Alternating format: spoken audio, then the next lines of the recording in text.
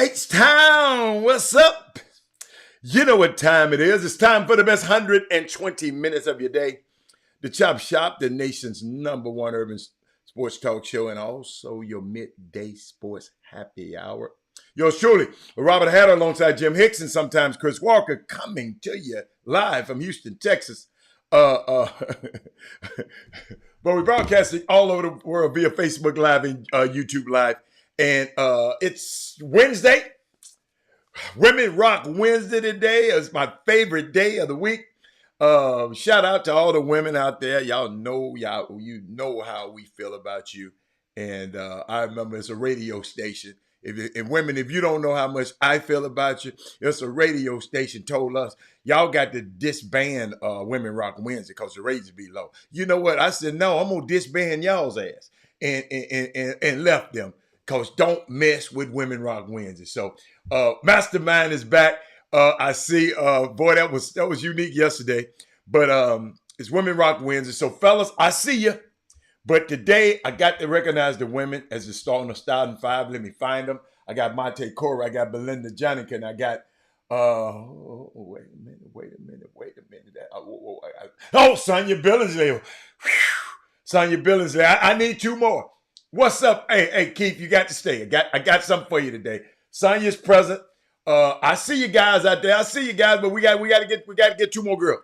Two more ladies before I can start the show. Y'all see these beautiful things I got behind me. That's Whitney Houston in the middle. That's Gladys Knight, and that's Aretha Franklin. They're my girls. I just love them. Each one of them. My mom love both of the two on the outside and Whitney Houston. My daughter's name is Brittany because I wanted to name her Whitney, but her mama said, you ain't naming her that. Y'all know I should say, you ain't gonna name her after that.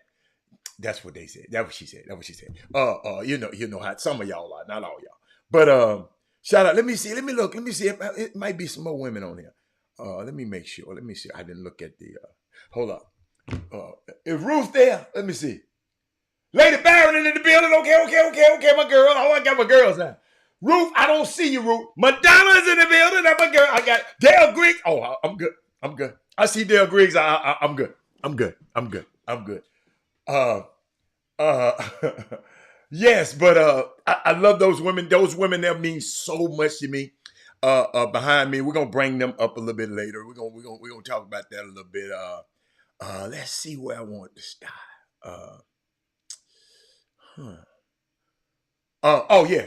Shout out to the guys yesterday. I mean, I had several people call me.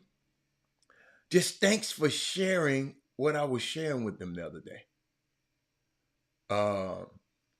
And I'm gonna tell y'all, I done found out something. That's why I don't get to to let me show y'all something. I want to say the right words. I don't want to mess them up. Y'all know I want to say the right words. But I keep them in my notes. Uh, um, let's see. Maya Angelou. Uh, she said, hold up, y'all. It asked her how she handled fame, and I'm trying to find it. I probably wrote it. Let's see how she handled fame, and I think I did it wrong. I didn't put it in there, and she just said, "Well, I don't." I'm a paraphrase for her. I don't get too high on the praises, so I don't have to get too low on the criticisms. If I pick up the praises all the time, then I'd have to pick up the criticisms. So yesterday, I was talking. Several people called me and said, "Man, Rob, that was some earth-shattering stuff you was telling us about. Thank you, thank you." But then I saw some people shut it off. The numbers went down. Long as you talking about ignorant ass foolish stuff, they gonna text their people.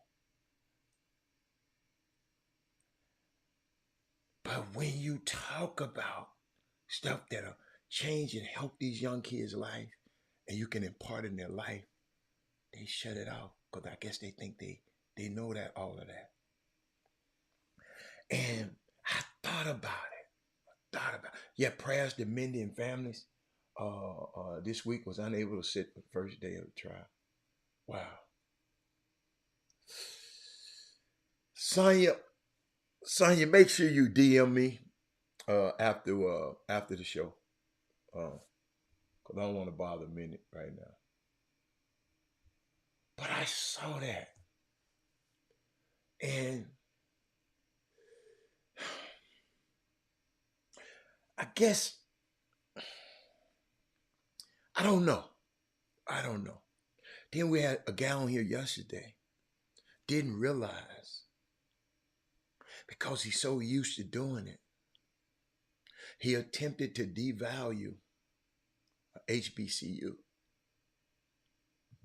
And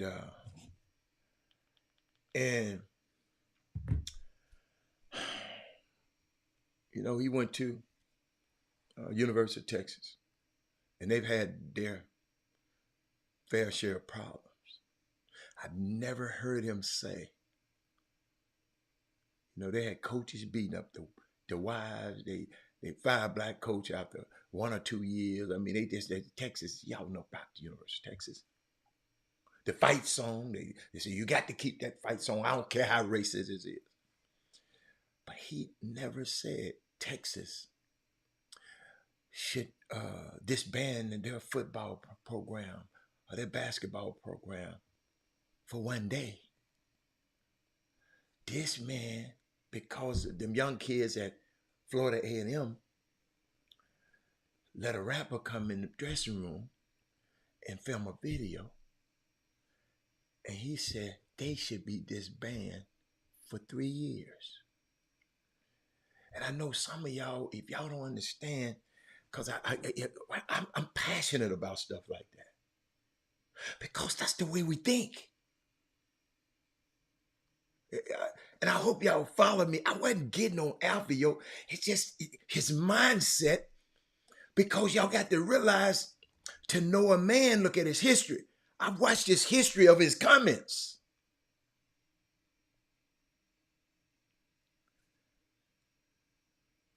Nothing. Texas can have a mass murder up there on the football team. But he wouldn't dare say that football team. And that kind of stuff bothers me. It should bother y'all. If you got any kind of conscience, it should bother. But we have to stop devaluing these places where we can, what the hell is this? Hold up, y'all. Oh, that's a good, that's a good phone call. We have to stop letting people be devalued. These places, these HBCUs, y'all, these are the only colleges just that wanted it to educate us. Patrick, Henry, I didn't grow up having this knowledge. That's why I want to make sure y'all have it. Your kids have it. Nobody never sit down and explain to me how valuable our historical black college is. Well, I go to TSU. My brothers and sisters, like I said, they went to TSU. Ain't now one of them told me, hey, man, you need this way you need to go. Not one. Not one. So I just didn't want no other kid to grow up having those kind of problems. You follow me? So when somebody get on here and say something negative about them, it's out of ignorance. I told Martin Luther King says the two most dangerous things in the world is sincere ignorance and conscientious stupidity. Take a look at it. Sincere innocence. That just means you don't know, but your ass can get all of us killed by not knowing. If you don't know how to turn that damn gas stove off, you're going to blow your damn house. Sincere ignorance. You just don't know. And conscientious stupidity. You know you're doing this stuff and you still doing it. Two most dangerous things in the world. So, shout out to quarterback Andrew Body and Jacob Williams for showing out their detail and their impressive outfits they had on yesterday, because we talked about a coach showing up looking like he in the second coming of Calvin Murphy. But look how TSU represents at Media Day. Look at the details. Look at the details. Nah, for real. See? Look at the details. That's how our young men show up. And most of the young men showed out. SWAC Media Day. Shout out to the SWAC. You know, shout out to y'all, man. I like what you're doing. I watch your Media Day. Chatterbox is down there representing TSU and, you know, questioning, you know. It's just Media Day. You just get information before the season starts. And share the show. I know everybody on the show, its price of admission is to share the show. When you come on, put a thumbs up and share the show and share it with your friends. Push thumbs up if you're on YouTube right now. Everybody right now. Because I'm sharing some stuff that's very, very important in our community. And I just don't understand. If I was on here talking about some ignorant shit, me and Jimmy arguing back and forth, people be calling, they doing it again, y'all.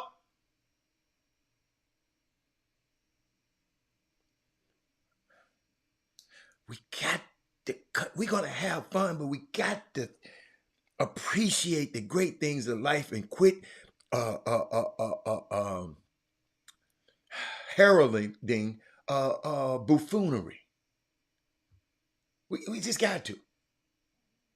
This is a great, great platform for us to do it. We ain't finna, I'm not finna be on it doing all that old crazy stuff. No. We could. I got all the information. I got all the tea. I can call anybody. I can get information. I can talk about this. I can talk about this. I can talk about it. All kind of tea. There's no substance. I'm trying to give you something. There's some way you're going to go and tell some young person, or some young person going to pick this up and watch this one day and say, wow, that what was happening in 2023. But shout out to them guys. Let me show. I got some more Media Day stuff, I think.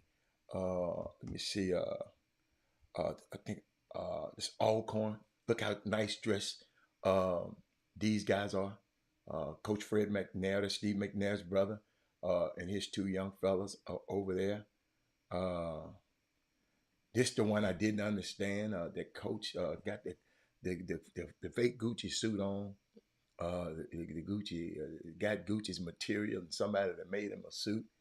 They just to wear that, but his young players got the memo. They sharp as they sharp, but coach just refused to put. I don't know what I don't know what look he was looking for that day.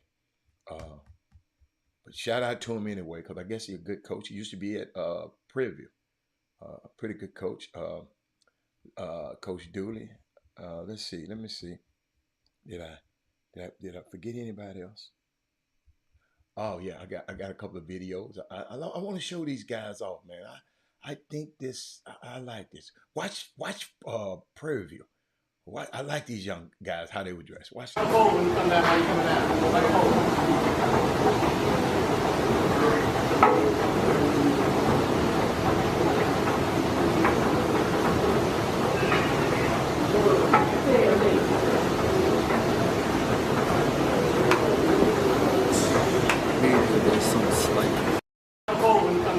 I'm impressed. I'm impressed by Prairie View.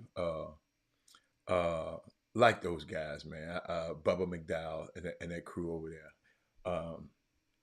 And moms, and I'm playing this on Women Rock Wednesday. Moms, I know you're proud of those young men out there. Share the show. Remember, let's go. I think I got another one.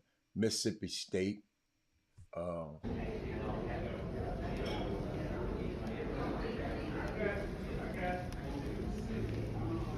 thank you, man.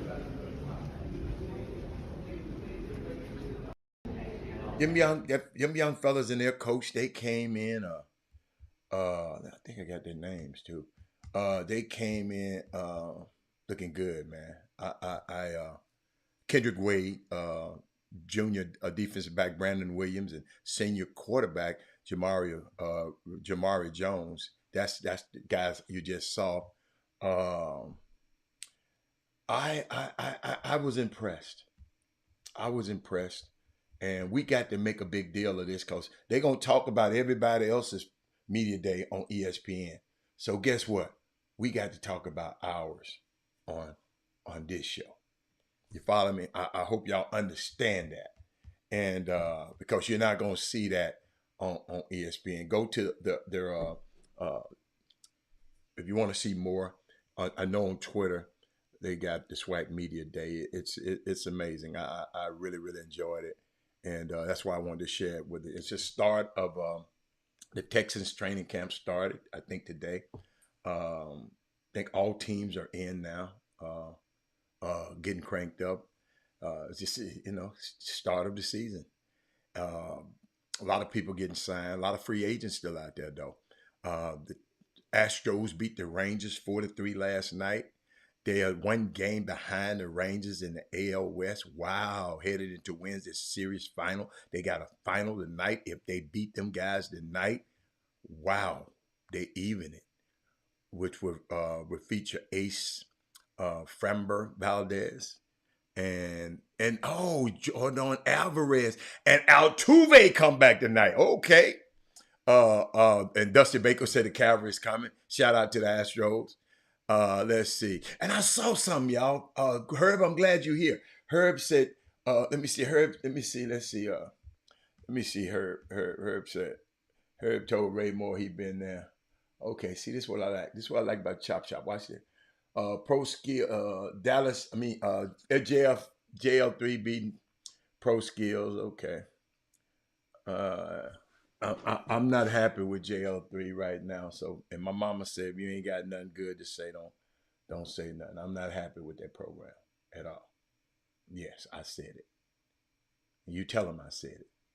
Herb, Baker, you in town for Herb been there all week, Ray. My bad. I should have told you, Ray. I'm bad. But Herb was calling looking for something else. He wasn't calling looking for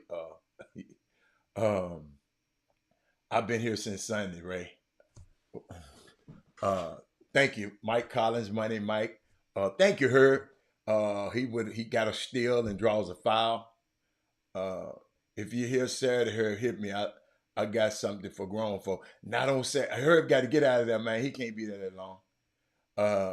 Yes, Hatter, we have to do our own thing. We're talking about yes, Keith. Keith, yesterday, I wish you was here yesterday, Keith, because it troubled me yesterday when, you know, I was sitting up talking about Florida A&M. You know,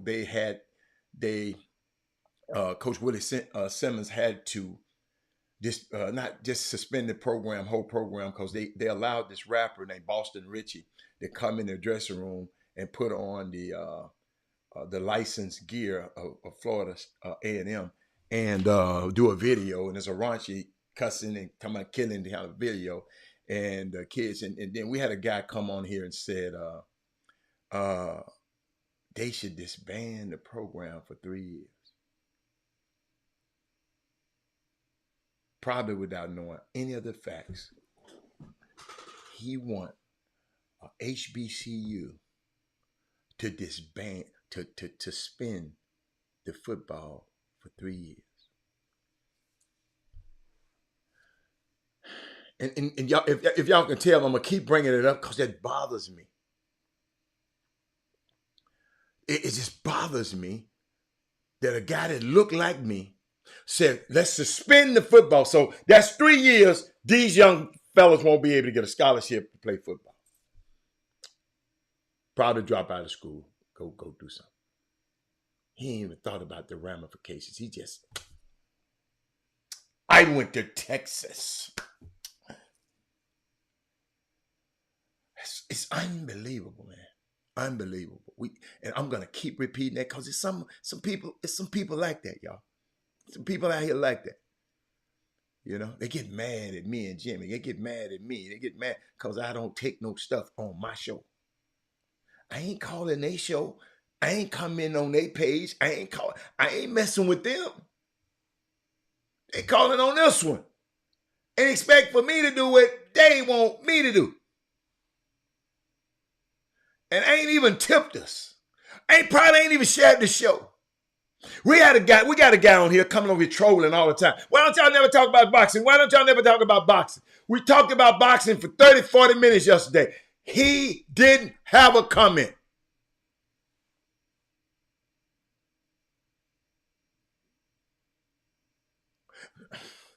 Do y'all hear what I'm saying? This is the kind of stuff we had to deal with on this side. Craysan with the corner three. College coaches are foaming at the mouth every time he touches. He played well all week. Good job. Hey, Trina. Trina, it pains me. It just, but I did see something that Herb, I want you to address, you and Keith to address. I saw this and I love this headline. He said, these some folks that look like us voted for Trump. Yes, they did, Mark. Yes. I know some. And guess what they trying to say? Well, man, I'm a businessman. It's for the tech. No, dude, I made more money during Obama's era than I did them last 4 years in of Trump. You're lying. You just listen to what other people say. We got to quit just listening to what other people say. Go look this stuff up yourself. But let me get back to this. This little dude, I don't know who he is. His name, BJ Davis Ray. He will be transferring from Link Academy to Duncanville High School for the 23-24 high school season, a source tell me. They said Davis Ray is a talented guard prospect with shot-making prowess at all levels and excellent playmaking ability. He is hearing a lot from Stanford. Damn, he must be pretty smart. Auburn, Arkansas, Mizzou, Creighton, Texas, Arizona, St. Louis. Don't go to Texas. Don't go to Auburn. He's number 32 in the class of 25. He leaving. You know, everybody talking about Link taking all our players. Somebody went up there and snatched one of Link players. How about that? What's good for the goose is good for the gander. He said, I know he's supposed to be uncle. That's bad, Keith, when you say supposed to be. Thank you, Herb, keeping us. Sheldon Henderson with a spin move. Herb, you might get in trouble, Herb, for giving us too much information because the NCAA, they want to keep all of that, the information to themselves, Herb. Herb, watch it, Herb. The NCAA, three more. Crayson hit another one. Keith, I like it, Keith. I'm messing with you, baby. Keep talking. Sheldon Henderson with a nice spin move. Yo, Herb Baker is in Memphis at the NCAA, high school, whatever they call it. I don't care what they call it. But if our kids down there, I got to halfway like it a little bit. But he's at the game. He's giving a champ, where you been, champ? Champ, what's going on, champ? Help me with this one, champ.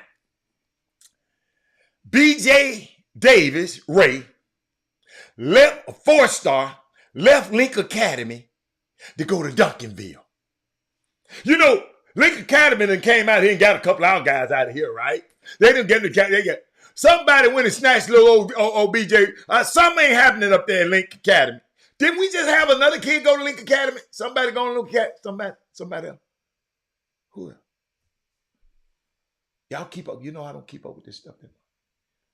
What's up, Barry? Barry, Chatter Show, baby. Tamika, hey, from the Cayman Islands.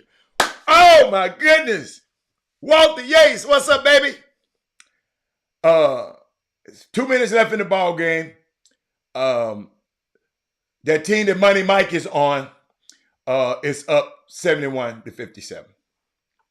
How about that? I ain't even call that damn name. Walter Yates, what's up, baby? You got a Htx. Okay. Herb Baker, how is my hometown family program looking? How is the fire looking? What you call it? What you call it? The Chicago Fire, I guess. Trey Johnson went to Lincoln Academy too. Okay, so we got somebody back. Yeah, we got somebody back. Yeah, that's all right. That's all right. Hey, you coming stealing our players? We're coming to steal some of y'all. Mac Irvin Fire. I'm sorry. The Mac Irvin Fire. My bad. I forgot. Mac, please don't tell Barry if I did that. But I just thought about that, y'all. I thought that was good news. I got something else for you. What's up, Chad? Herb said, I haven't watched them mainly focus on Herb. Yeah, he looking at the Houston kids, man. Herb, you ain't called me and told me nothing, man. How they we'll talk about it later. I can't wait to call you after the show. I meant to call you the other day, yesterday, because I got some more phone calls yesterday, Herb, about a certain program around here. Let me share y'all something, though. Let me tell you something. I saw something. Y'all, let me tell you something. I had the advantage of going to watch a lot of games over my career. He said, I spoke with Byron Irvin the other night while he was driving up for about an hour. But the other night,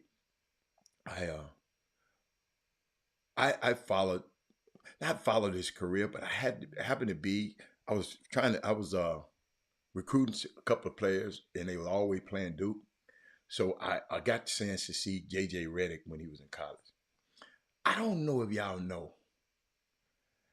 When I used to watch them and come after the game, in the dressing, coming out, that dude was like a rock star. I don't know if y'all knew that. What's up, Alpha? Yo, I just got to talk about you. He was kind of a rock star. Y'all had to see it. I'm outside of Madison Square Garden. They had just beat Memphis, I think. Darius Washington was on the team then. That's the time I told you Darius Washington dad was finna go on the bus and whoop one of the players who got into it with his son. And I'll never forget, we stand out, it's cold as hell. We stand outside Madison Square Garden. They getting on the bus. Memphis getting on the bus. I'm watching JJ Redick over there. Just got fans every damn where. And I think Darius told his dad, the dude about 5'11", about 6'11", big old dude. I forgot the dude's name. I guess he swung on the dude or something. Swung on the man's son. Man, Mr. Washington went on there, tried to get on that bus. And I'm standing there with him, y'all. And he tried to get on that damn bus. And the bus driver pulled off. I'll never forget this. Calipari and them shake ass coaches on that team. They pulled off. They pulled off, man. I think that Coach Cal was coaching that team then. I think it was. They pulled off, man. Left the player, the dad. I took him back to the hotel. But the dad out in the cold, nigga. They pulled off. I never forget it. I'm standing out there. We cold as hell. I said, man.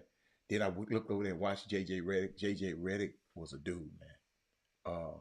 But he said something. I told that story to tell you that as intelligent as he was, y'all watch this. Sometimes we think even the best players don't go through stuff. Parents, mamas, share the show, everybody. Y'all watch this. Let me find JJ Redick. Watch this. When you grow up a Duke fan for 10 years, 8 years old to 18 years old, and you have this idea in your head of how cool it must be to play for Duke. Yeah, And don't get me wrong, it was cool. But there was a lot of shit that went with it. There were times I wanted to quit. And then on top of that, you know, I had the hatred, I would call it hatred, the hatred from other student fan bases. People calling my cell phone, calling me the Antichrist everywhere I went, like people talking about having sex with my little sister who was 12 at the time. It just became a lot. And I'm 18, 19 years old, and I don't have the ego structure, the confidence, the security in who I am to sort of deal with that. You know, I was out in the streets. I was living like I was a frat kid. I probably looked like a frat kid too. And it was like, it was detrimental to everyone around me. And so after my sophomore year, that's when Coach had a series of meetings with me in April. And at one of those meetings, he said to me, we didn't win a national championship. So yeah, I had a good season, like whatever. But he said to me, we didn't win a national championship because you weren't worthy of being a champion. That's one of the worst things and best things that's ever been said to me. I mean, that cut me deep. And for the rest of my career, that was sort of my goal. It was like, I can't let a coach ever tell me that I'm not worthy to win, that I'm not worthy of being a champion. Yeah, like I didn't win a national championship. I didn't win an NBA championship, but I know what I put into it. Yeah, exactly. I was worthy.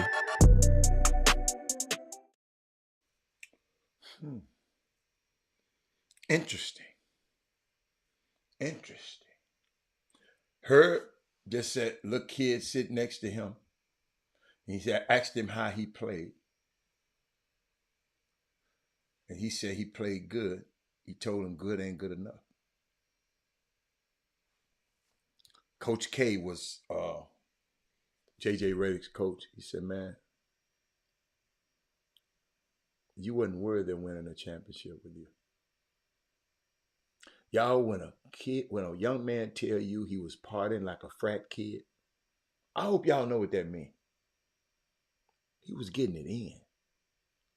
But I'm glad these guys are able to come on and tell their stories so we can hear their stories.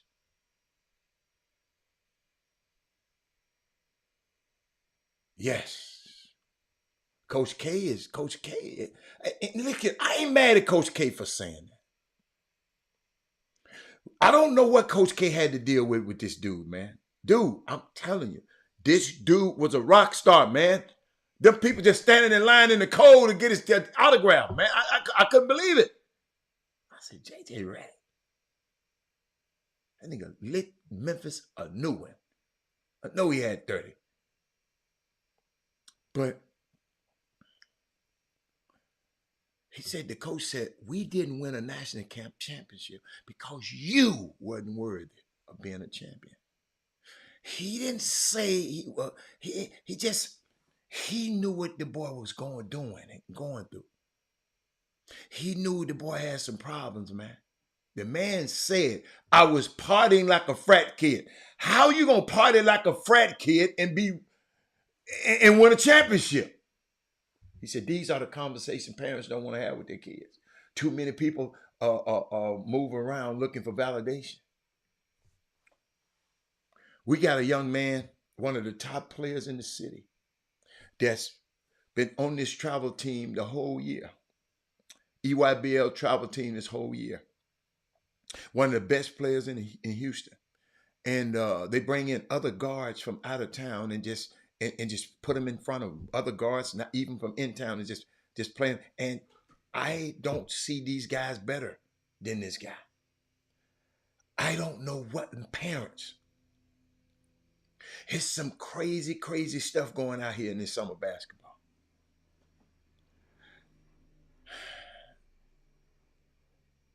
I thought the better player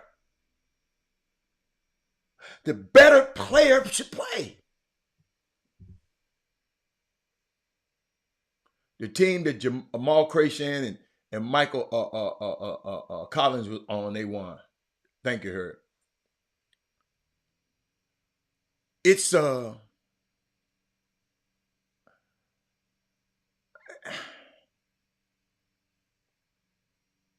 somebody, Keith, has changed the price tags of what's valuable in life, in society.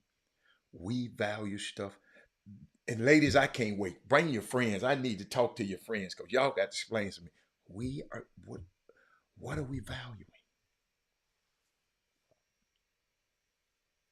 Our young kids don't know the difference between, man, you don't even bring, you're a college football player.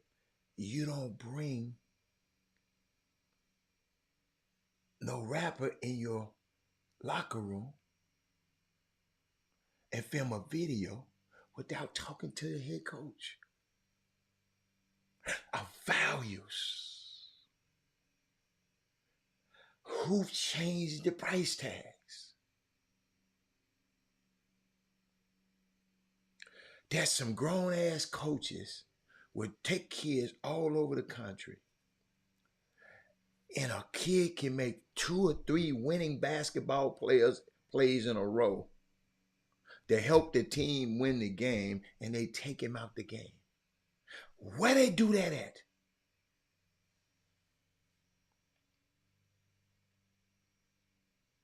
You come in, hit a 3, get a steal, come down and pass it to the corner to the dude to hit another 3, a 6-point swing,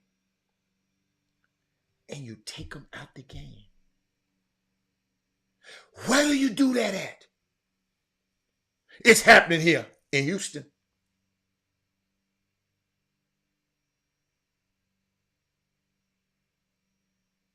I'm taking somebody else out. I'm not taking him out.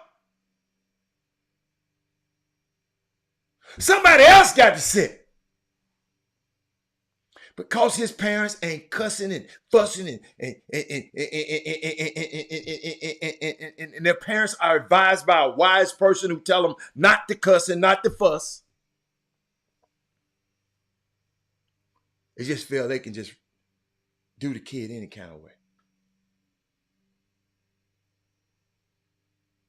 But it's their team. I wouldn't give them clowns the damn satisfaction of me calling them. Ain't my son. Because he would have been off that fucking team.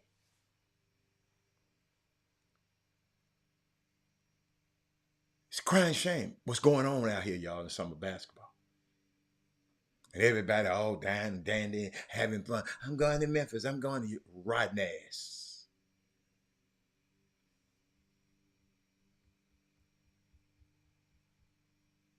Parents, don't get too high with the praises so you don't have to get so low when they treat you like this. Then I saw some. I just watched. I saw that Anthony Edwards do a whole lot of talking, right? Do a whole lot of talking. Always talk. And guess what he said? Let me see. Did I? Watch this. He always talking, but he's contradictory in this one. Watch this. What are you looking forward to most of this upcoming season? Definitely going back to the playoffs and going further in the playoffs to go versus the Warriors. I want to play the Warriors. I want to get to the Warriors. Wherever they at, I want to get to them. Got you. Why the Warriors so much? I mean, because Draymond talks so much trash. That's pretty much the only reason. So, what are you looking forward to most? Draymond talks so much trash. You talk every time we turn on the camera, you talk. Guess you won't see you out talking.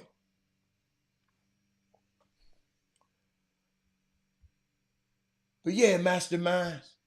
He said Memphis too. Yeah. Ray, you a coach. You coach high school players. You were behind. You got a young man come off your bench, Ray, and help bring you back.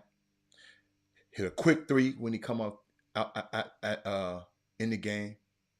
Get a steal, make a pass over to the corner for a three, an assist over in the corner for another three.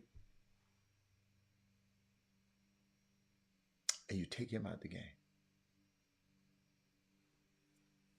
Tell me under what circumstances do you take that same player out the game? You could have lost that game if he don't come in and change that. Tell me under what circumstances do you take that player out of the game? All you coaches, I want to hear from y'all. I just want to know. I just want to know. He not coming in. When he get tired, can somebody else help me? Thank you, coach. Our family went through. You asked where this is done. Well, my baby received a D1. I ain't talking about that. That ain't what I'm talking about. That ain't what I'm talking about. I'm in the D1. No. Okay. I ain't talking about that. I'm talking about one of the top players in the fourth largest city in the country. One of the top players in the fourth largest city in the country.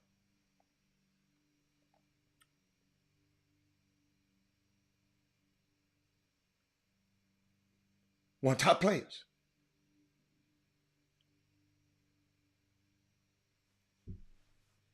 You bring 3 or 4 other guards on the team that he is better than.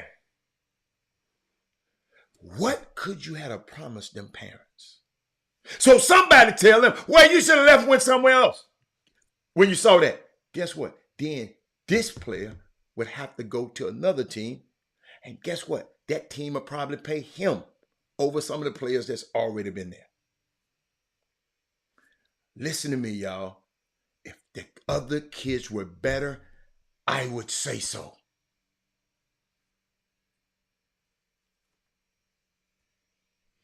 Tell me what they doing. He said they doing it. Tell me what we got going on. You on a top EYBL team, got some top players on it.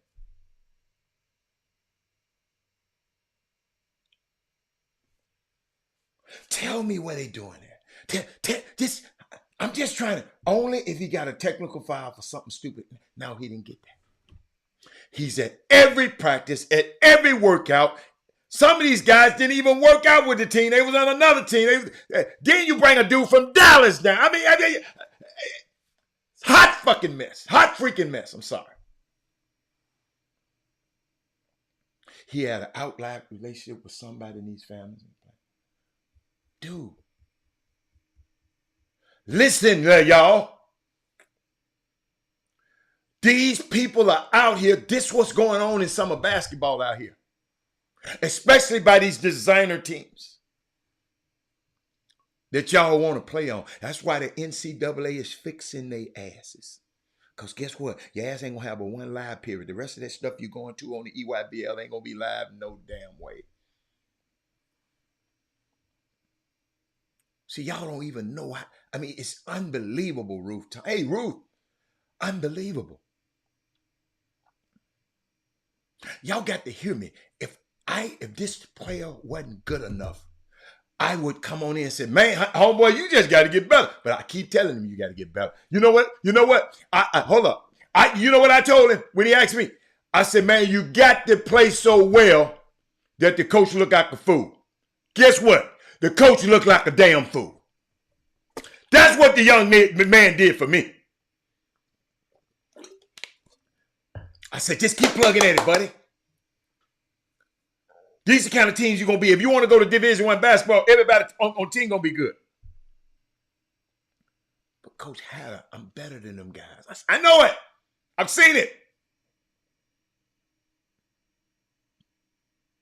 Nothing against the other guys. These dudes, they making deals with people.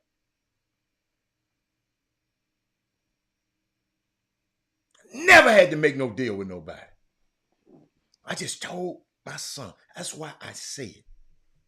The only reason I helped finance the franchise all-stars. I'm going to tell y'all the only reason I did it. My son, but one of my main reasons was so our kids didn't have to go kiss the Houston Hoops behind. That's why I did. Houston Hoops was the only team, a Nike team. I said, what shoes y'all want to wear? What shoes y'all want? So can't nobody come and try to entice these players here with no shoes.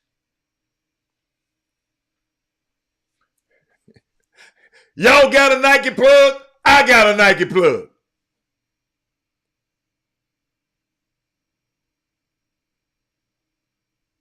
But we got people out here, man.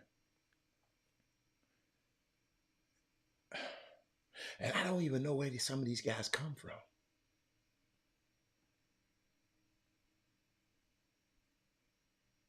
And they making decisions. But we are tolerating it, public. We're tolerating this. We have no leaders in this community, basketball community. Because leaders don't tolerate this. Parents, y'all don't have to tolerate this. Every parent on that damn team knows it's wrong.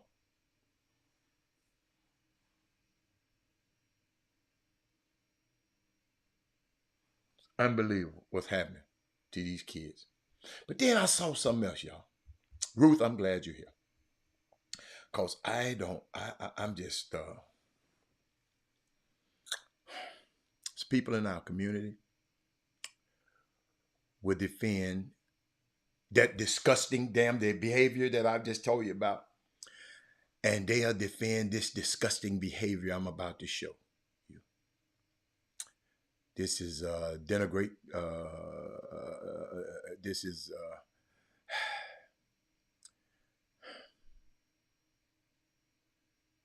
we're the only community that promotes this type of madness.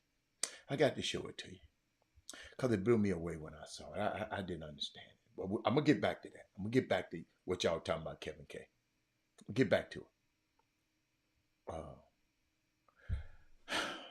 I had to turn the music down because everything the girl said was, it was a cuss word.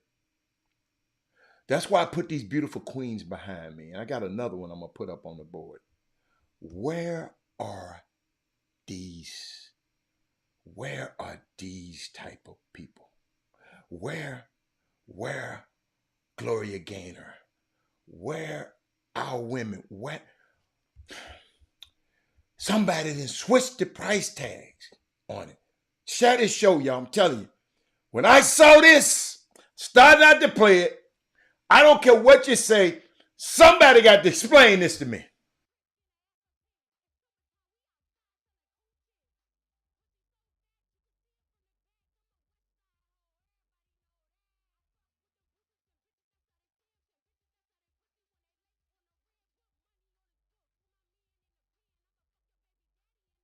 She had a baby in her hand, man.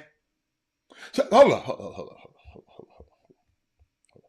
These damn record companies. Let me put it back. Let me put it back. Hold on. Let me put it back up there. Let me put it back up there. Let me put it where I can talk over it. It's a video.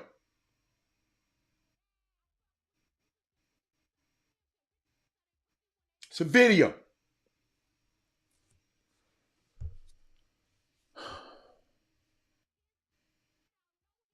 There's people in this community defend this ratchet ass behavior, man. It's a denigrated representation. Our black women ain't like that.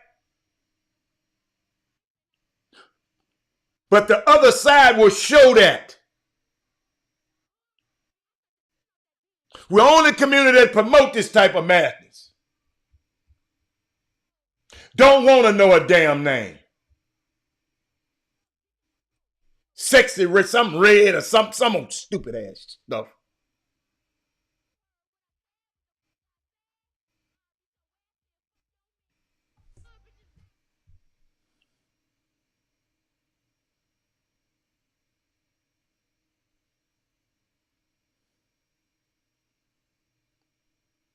Y'all, we condone Pookie and Ray Ray in our community. We condone the ignorance, violence in our community. We condone disrespectful and we condone denigrated behavior in our communities, and we don't speak on it.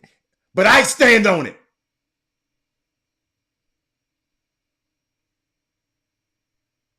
I don't care about her name. This is some of the stuff she was saying. I'm 5 foot, but my throat is 6'6". I'm a ratchet B, and sucker mean. You mad cause your P ain't fat like this, and your man eat the P like chicken nuggets.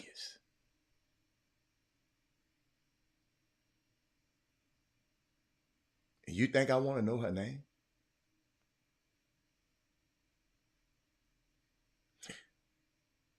Why do these white corporate structures choose to fund this subsector in black society?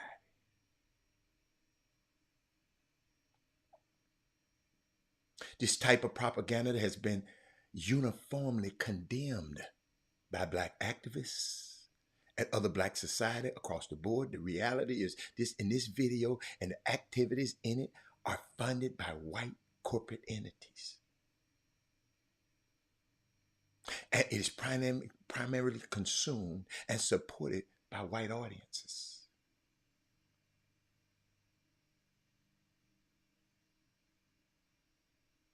You're right. I don't want to know her name.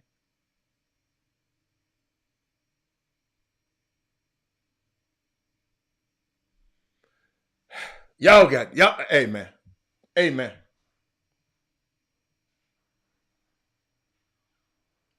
We got to do better. Got to do better.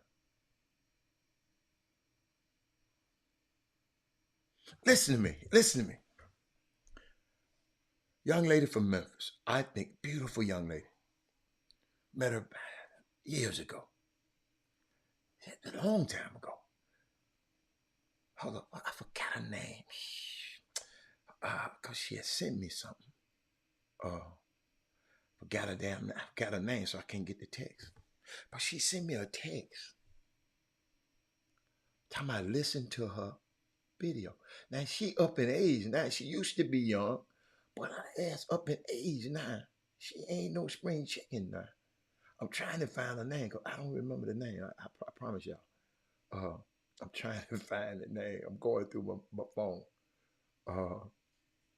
But she sent me, and her old, that grown ass around here got some of this talking crazy. Man, find that name. Please, Robert, find that name. What's the lady's name? I can't think of the lady's name to save my life. Shut. Thank you. I can't think of the names to save my life. I'm trying. Oh, here it is. She gonna send me check out my single release performance. Comment and subscribe. I ain't seen you in 8 years.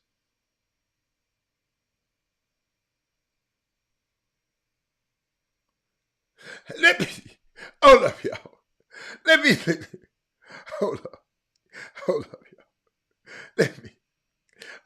I don't want to get in trouble. Hold up. Hold up.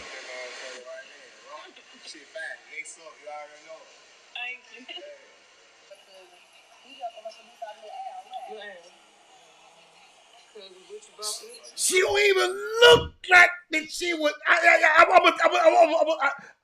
I don't even want to send it to y'all because some of y'all might subscribe and like to it. I ain't going to send it.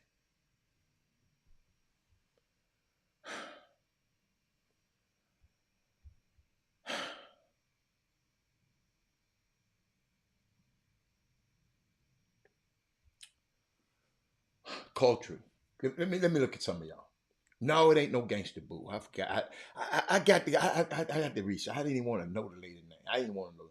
He said, Keith said, culture was doing anything and everything for money, for a dollar. Yes, we have lost respect. Y'all see these lyrics? I'm trying. What's the girl? I told y'all the girl name wasn't even important. I didn't even put it down. I really didn't. Oh yeah, I did. I wrote it in my other notes. Guess what the headline is? I got under this in my notes. Ratchet. That little girl said, "I'm 5 foot, but my throat is 6'6".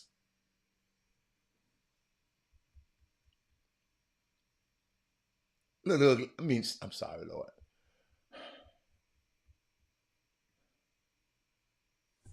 You go look up King Sticks. I don't know. I don't know her name. Sexy red, something like the red sex, something. I don't know. It's 2 of them. You'll find. Now we got a dude on here making a comment. I had some people talking for boxing for 30 minutes. He didn't make one damn comment. Now he want to talk about her throat what?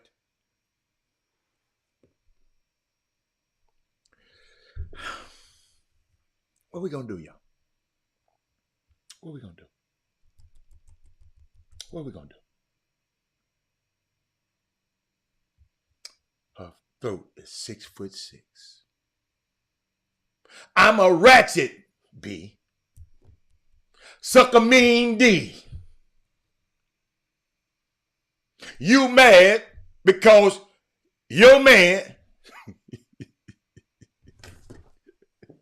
Boy, these folks also. Where are these women right here? Where have we got one young lady want to be like them women behind me?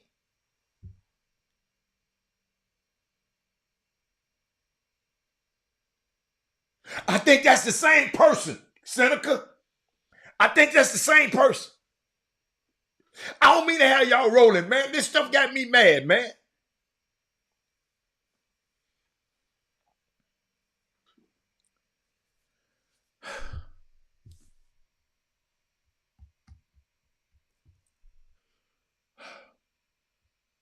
Herb said, Drive Nation versus that other team in Houston in the semifinals later today. Jimmy is trying to bait Jermaine into taking a bet.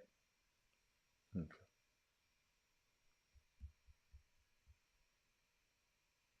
Kendrick Lewis, explain to me. Y'all, this dude right here, y'all. This dude here been complaining. Y'all don't talk about boxing. We came on the show. I had 2 boxing dudes going at it. He didn't say one word.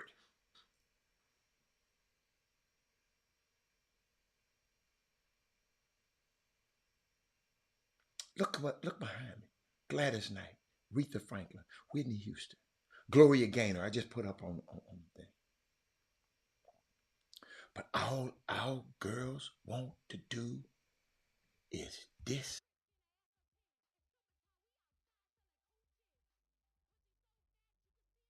And she got a baby in her hand. smacked the boy upside the head.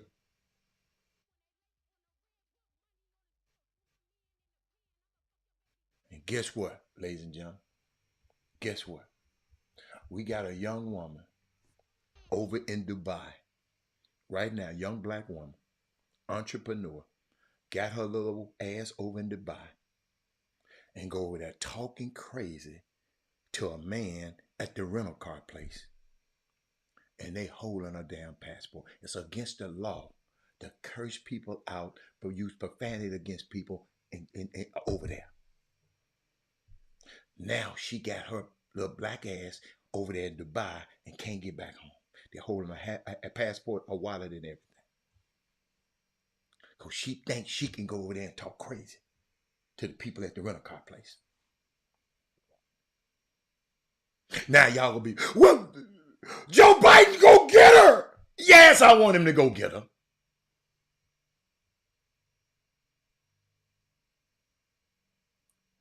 You better study these customs, Brittany Griner, when you go in these people's country.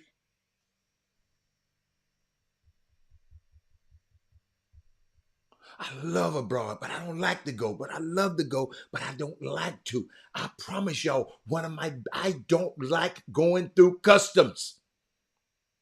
Declaring stuff that I bought, or it's filling out that. Listen, it's one of my biggest anxieties.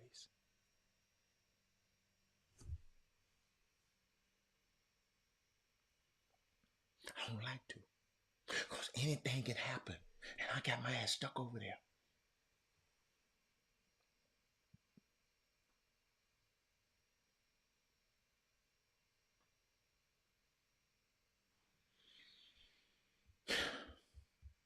What else I got?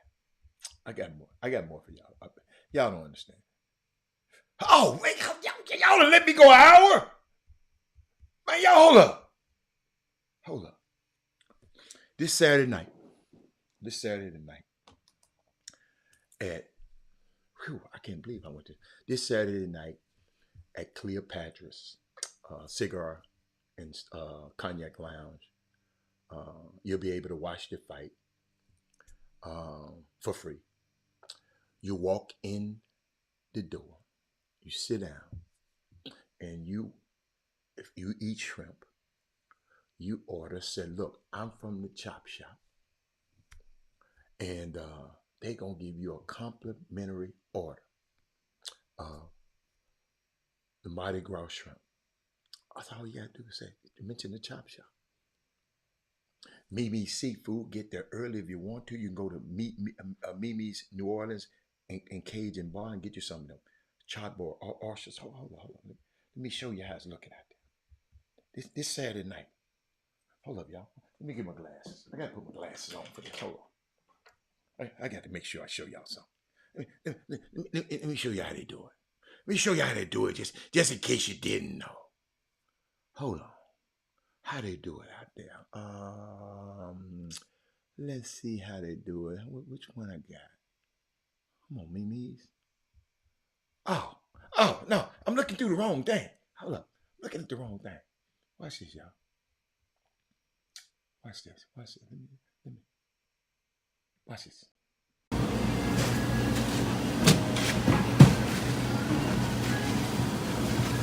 That's the Mardi Gras chicken. Right. Okay. Hold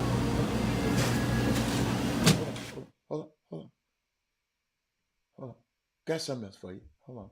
I got something else for you. Keep on. Just keep. Watch this. Watch this.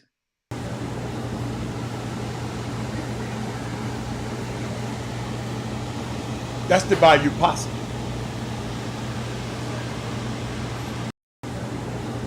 I'm not done.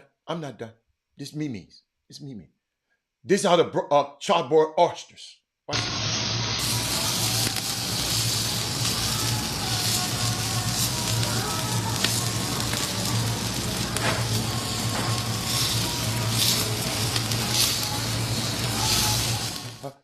I'm not done. Watch the crawfish at the fair. How are you doing now with the trailer? And my nana was like, y'all can stay here. And she was like, I'm not done. I'm not done. I'm not done. Hold on. Hold on.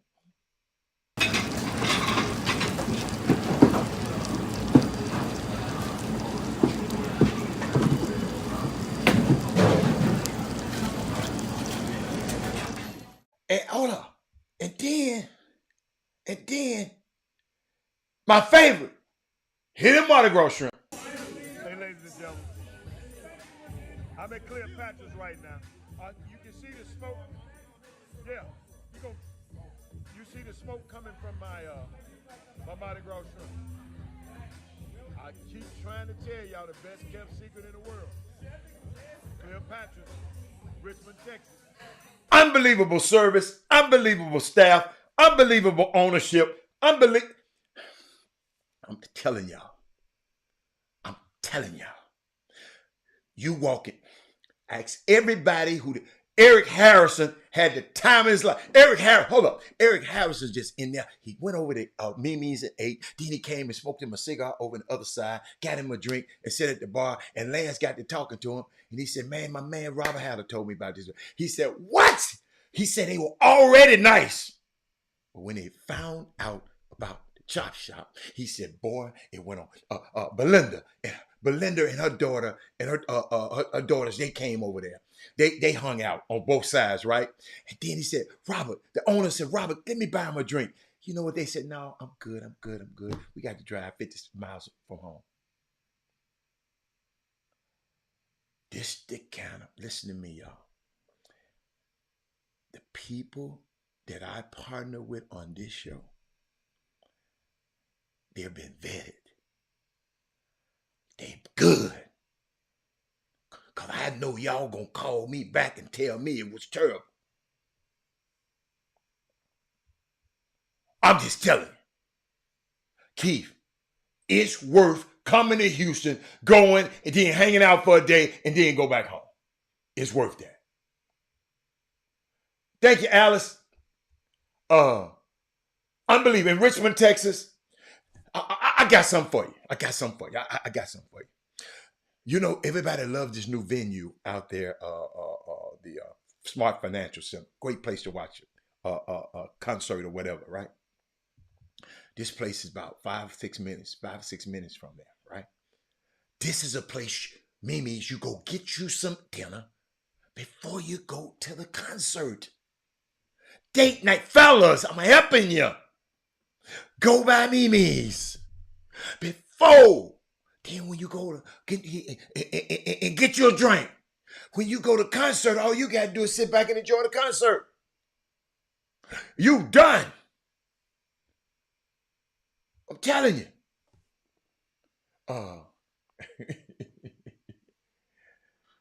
It's unbelievable. Unbelievable. I had to share that with y'all. And my man, Kelton Solomon, who going to man, I'm just so proud of him and his wife. He said he was watching the Chop Shop over the years, and he said, the words I give him, the word he give. He said, man, it inspired him to step out. And do something. They started a wine company, man.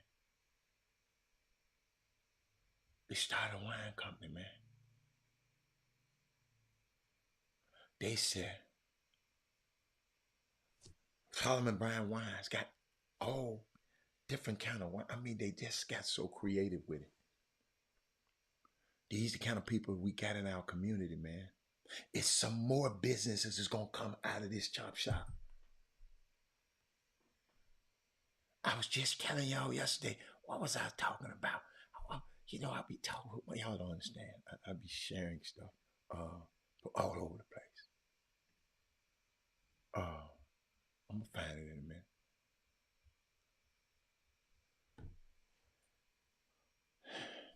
This kind of stuff I'm talking about. Solomon Brown Wines. If you haven't tried the wine, Alice, go to Solomon Bryant Wines. You and your family like wines, very cost effective. You're going to love it. He got a birthday party Friday at the Roof. They're going to have samplings of the wine at the Roof in Sugar Land. Unbelievable, man. Kirk Dorsey said that the Merlot is amazing. Uh, man, just great people doing great things, man. And I just love being a part of it. I want them to be great. I want them thinking about something. It's Women Rock Wednesday, right? Yeah, and I was telling y'all about yeah, I shared that with you. I shared that with them. Shared that with y'all, yeah, already. But I got something for you. I got something for you. Hold on a second. And when I was thinking about Kelton, I was just thinking about us and I'm trying to look up something at the same time. Y'all know I can't. Cause yesterday I watched him as he telling people about the wine. I went out there. I watched Cleopatra's as Lance is explaining about different cigars and different palettes of your cigars, how you pair them with drinks, and watching Charles and his wife, everybody in the kitchen at Cleopatra's.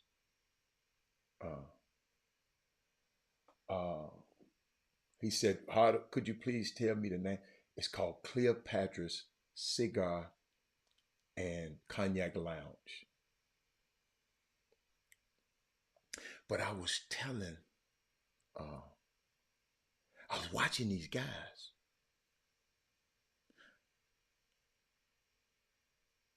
They were working and enjoying their work. So I was reminded, a job is not your work. Your job is what they pay you for. Okay? Your work is what you were born to do. Kelton's working now. Charles working. Lance is working. He's not on a job. You see, you will never become successful from your job. Ladies and gentlemen. No, not from your job. And your job, and y'all know these jobs ain't permanent. If you got DEI or any kind of department inclusion behind your name, you better change that name on your you're about to get fired. You better change that name on your LinkedIn profile. Because these people find y'all. These jobs ain't permanent. So you can't trust your job. You need to find your work. See, your job is your skill. Your work is your gift. Just in case you don't know that. See, you can learn a skill, but you were born with your gift. And you can't they can't take that from you. You leave that job, you take your gift with you. If they fire you, your gift goes with you. That's why I tell people, that's why I'm unemployable. Why? Because I've already been deployed.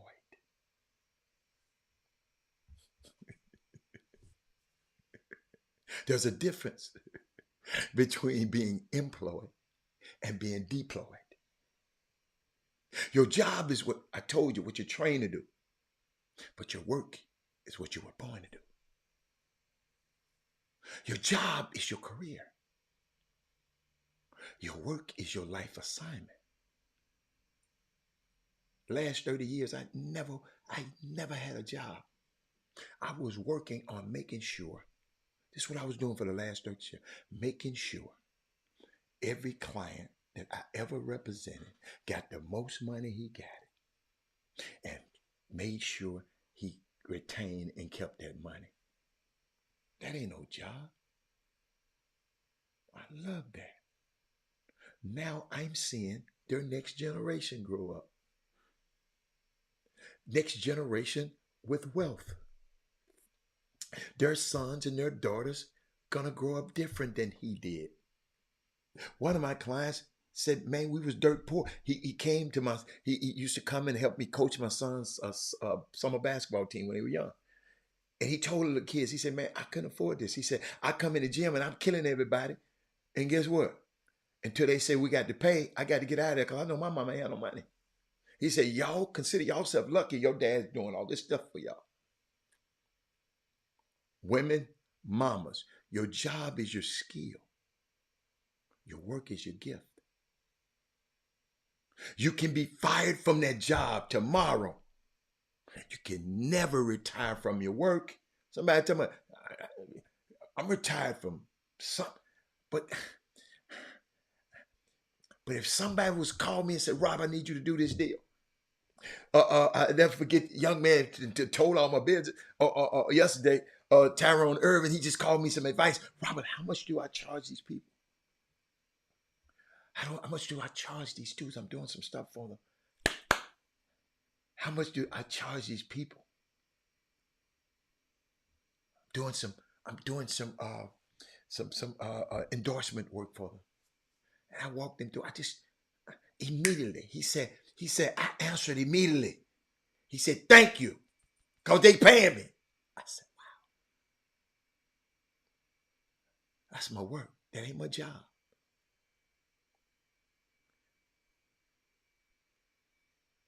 It's amazing, man. I was telling people about the story of the lady yesterday. Working on a job for 20 years. And they fired the hell out of her. Fired. Go back to yesterday and you can get that information. Then I look at your homeboy.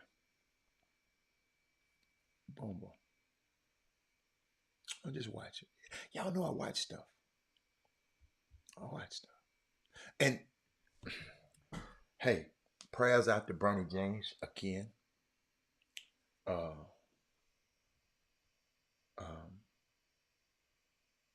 I just listened to a sermon 2 days about this Robert Howard. I'm going to send it to you.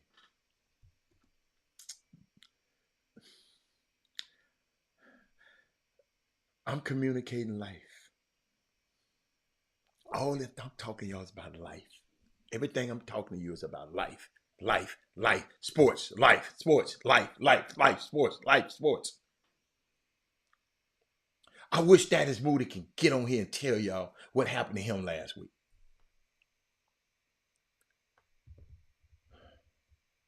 But I was thinking about Bronny. It's truly every parent's nightmare. Remember, y'all, we're not talking about a heart attack. I see all of these damn fools on Facebook running their mouth about conspiracy theories. The vaccine got this. Hey, man, some of these people, when I figure it out, I don't know, I'm finna stop them from being on my damn on my Facebook page. I don't know how you do it. I ain't never had to unfriend nobody, but I'm finna unfriend. If I see some of that mess again,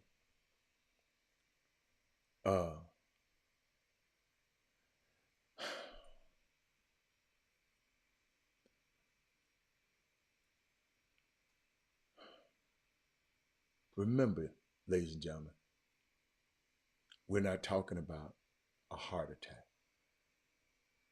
We're talking about a sudden cardiac arrest. Cardiologist this morning was talking about it. They said we see about 100 to 150 times a year in this country amongst elite athletes. The risk factors, she said, there's a very long list. Congenital heart disease is one of those top ones. And something called cardiomyopathy.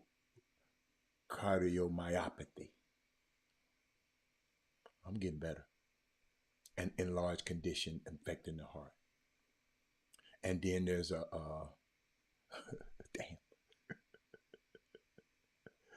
arrhythmia.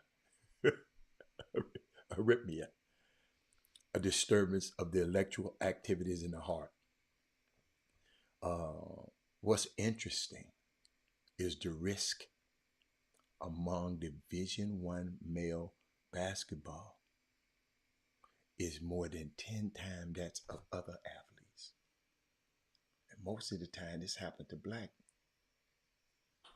basketball players. They don't know why. You're talking about a very fit, very elite, healthy population. But I just want y'all to know there's a difference between a heart attack and cardiac arrest. Regardless, though, when the heart stops beating, it's all hands on deck situation. We heard about the quick actions of the certified athletic trainers, coaching staff, and first responders at USC. I've been in that center before. If you witness someone with this problem and you're out of the hospital, cardiac arrest, you want to immediately activate the 911 system. That means call 911. There's something that a bystander can do. This comes from a cardiologist. She said the bystanders can hands only CPR. You don't have to perform mouth to mouth. Hands on. If there's an AED there, you want to attach to the defibrillator and it will talk you to what you need to do. If it says shock the patient, deliver a shock, you can save a life.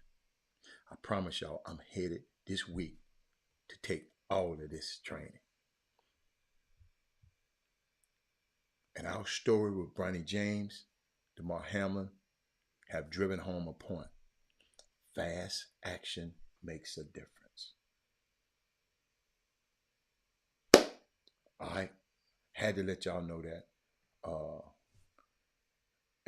And where my Dallas Cowboys fans? Where my Dallas Cowboy fans? Dale Grigg. Dale Grigg. Dale Grigg still there, y'all. Y'all let me know if y'all see Dale. Dale Grigg. In the report, they finding about the Supreme Court dudes. Dale Grigg. Guess what? What the hell is Jerry Jones still trying to justify giving Clarence Thomas a Super Bowl ring? It was 100 years ago because that's the last time y'all ass ever won one. But justices don't suppose to accept gifts.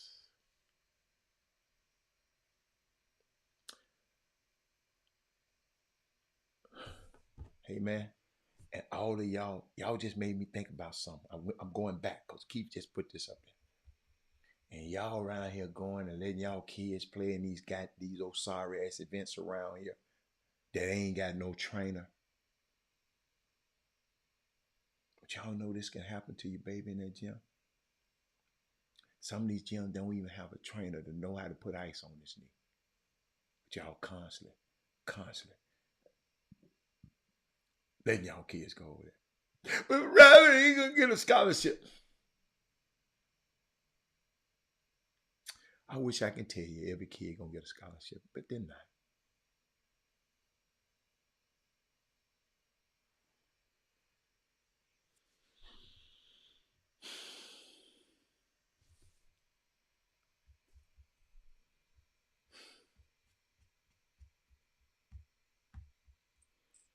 Wow.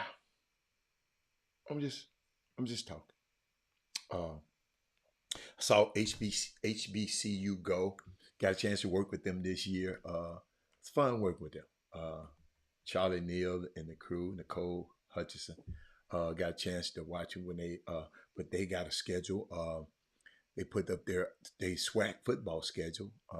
Includes 5 homecoming games, the Chicago Classic, and Southern Heritage Classic at Memphis. And but let me show you something. They got HBCU go. That's a tongue twister. Let me see. They got TSU Grambling. The TSU Grambling game in Grambling. It's gonna be on HBCU Go. Texas Southern and Bethune-Cookman. Wow, they on there twice. At Daytona Beach. Like that. Let's see. See if we got anything. No more HBO. Arkansas Pine Bluff. TSU. HBCU go. In Houston. Let's see. That's in November. I'm just worried about the. Well, I got to shout out to Prairie View. Prairie View will be there. I'm sorry, Prairie View. I just don't consider y'all Houston, but I apologize. Y'all are the greater Houston area, and I apologize a million times. Thank you. I'm sorry, Bubba, but they playing Arkansas Pine Bluff on HBCU Go in Prairie View on November the 4th. Let me see if any other Prairie View. So I don't want to miss no more Prairie Views. No. That's it. I wanted to share that with y'all. Man, we ain't listening to you right now, Alpha. Alpha, you in timeout. Because some of the stuff you said, we got to vet you a little bit more from now on. Let me see. Got something else. Well, I saw where the camp, I found out at the camps, I talked to a couple of parents down there, the camps that are going on down in Memphis. I see why they paying for the parents, but them parents had to be at all them meetings. Oh my God, they was meeting about trying to educate parents and players on the NIL and transfer portal. How the hell you gonna educate somebody on the transfer portal? Well, I guess you can tell them when and when not to. If you think you can play at the next level, your goal should be in this camp next year. So let's parents, let's make sure if you want little Junebug to go to this camp next year, I don't know where it's gonna be at. Make sure you get on top of that quickly. I'm keep on going. I'm just going down. But yeah, that was a good one. That was a good one. Somebody was telling me about that. I ain't ready to give y'all that yet. Some things I can't give to you. I can't serve no wine before it's time. And I be having let's see what Michael Jordan said. Michael Jordan said, I've seen parents and other adults having to use services of a trainer on the site. Anyone can have it. Yes, absolutely. Absolutely. Jeremy say he say this all the time. It's crazy that some of these events do not have medical staff on site, and some of y'all kids are playing in them. Y'all kids are important, man. And it's more things. And ESPN got ESPN schedule is out too, y'all. TSU gonna be on ESPN Prairie View. Oh, the Labor Day Classic. It's on ESPN. Did I tell y'all about the Labor Day Classic? Hold up. Did I tell y'all about FanFest? Hold up, man. Let me tell y'all about FanFest. Hold up. Yeah, I got time. Let me tell y'all. Somebody texting me right now, but I'm not going to answer them because y'all are very important. Let me tell y'all about TSU FanFest. Hold up. Let me get all my information here. Hold up. I got it in my phone. TSU FanFest. Okay. On August the 27th. Put it in your calendar right now. I'm giving you time. From 1 p.m. to 5 p.m. TSU Athletics hosts a free community fan fest. Okay? 1 to 5. The event, which is free to the public and open to the public, will kick off the 2023-24 athletic campaign year for TSU. Fans have an opportunity to meet and interact with the coaches and the student athletes. Y'all don't get this all the time. And all of the sports posters featuring the fall and winter teams will be available. Autographs, you can get all the autographs you want. All 16 teams will be there, including the Ocean of Soul, the TSU cheerleaders, the mascots, the Tiger Sensation team, dance team will be formally introduced to you. In addition to appearances by Mary Evans Silas, Dr. Mary Alex Silas, the interim president, and the Board of Regents members. They'll be there. They're going to show you off. They're going to show off a lot of stuff on it. We got a new Jumbotron in the building. They're going to show off a lot of stuff there. So August the 27th, Make sure you're there. Make sure you're there. Be there or be square. I want to share that with you. And ladies, hold on. Girls' night out. Girls' night out on Labor Day. Get your 20 girls. Get your group of girls. Call Kevin Allen. Call this number. Hold on, let me find it. Call this number, 713. I'm going to put it on the bottom of the screen shortly. 313-7271. Ask Kevin Allen. Kevin, hook us up. How to say hook us up. We got a girls' night out. We got a group of girls want to come and hang out at the Labor Day Classic. It's going to be on ESPN, so wear your little outfit, because they're going to, if 20 women show up, if you don't want nobody to know you, if you're running from the law now, you might not want to be on it. You don't want to do that. But put on your nice look, your TSU gear, your Prairie View gear. Get you a group of tickets. Guys' night out too. Now, guys, I don't advise you dressing alike. I don't like that. But y'all can just come on out there and have your way. But come support the Tigers on. Let me see. Let me get that in. Oh, that's right around the corner. On September the 2nd. Okay, so you got plenty of time. Call that number. I'm gonna put it on the bottom of the screen shortly. But call that number and get over to TSU, man. Let's pack that place out, man. It was fun when Jackson State came. Look at that. Look at Monte. She's so sweet. That's my girl. Look at that. Look at that. She helping y'all out because she know y'all lazy. Can y'all imagine? That's a cool night out. Tickets ain't that expensive.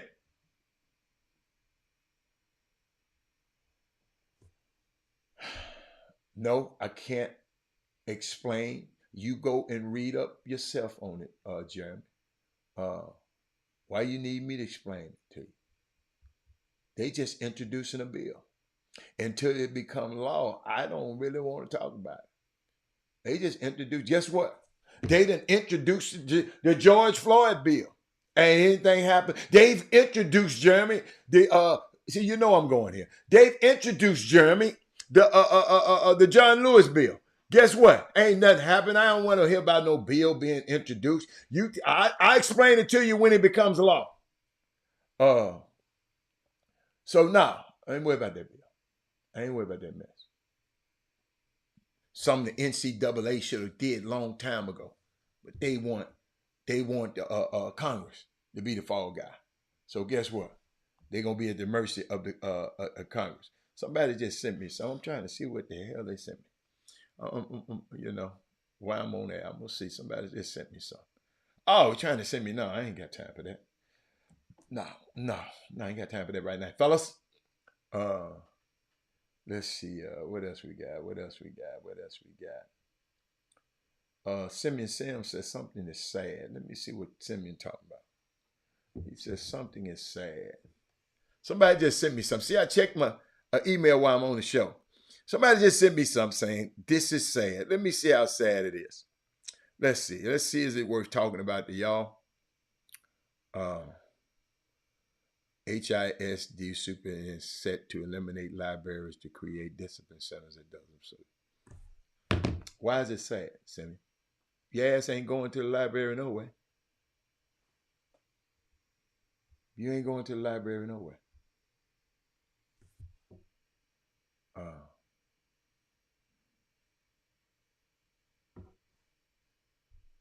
We ain't reading, Sammy. You mad about the library? Kids ain't going in there. What we need to do is get their ass start going in there. So we gonna cry about something they ain't even using. Sometimes we got to get a little bit more smarter than this. I'm trying to find some as we talking. I don't want to go there. I want to go there.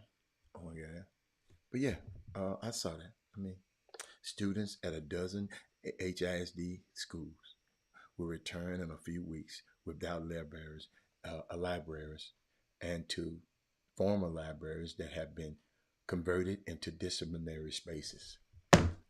So you send your little badass kids to these schools.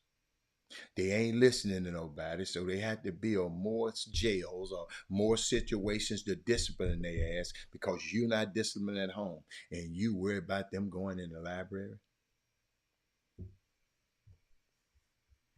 See how ass backwards we are? Our bass ackers we are. My mama used to say that. She was something else. She's from Mississippi, y'all. Leave her alone. Yeah, yeah, yeah. I'm keep on going because I got something else I want to share with you. But when I see stuff like this, thank you though, Jeremy. I like that. But I'm mindful that going back to earlier, when I see this, yeah, I'm gonna take us on out with this one. Share the show, y'all, right now, because I'm gonna share something with you that you need to know. But when I see this, I'm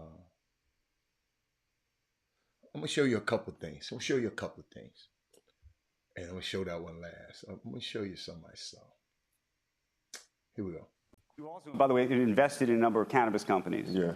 And I'm so curious about your decision to be public about that, and what I assume, does Adam Silver call you up and say? No, hey, I actually called him and advocated for him to take marijuana off the banned substance list. I just felt like it was becoming a thing around the country, around the world. That it was the stigma behind it wasn't as negative as it was before. He fighting for weed to be legal in the NBA. But then I think about this.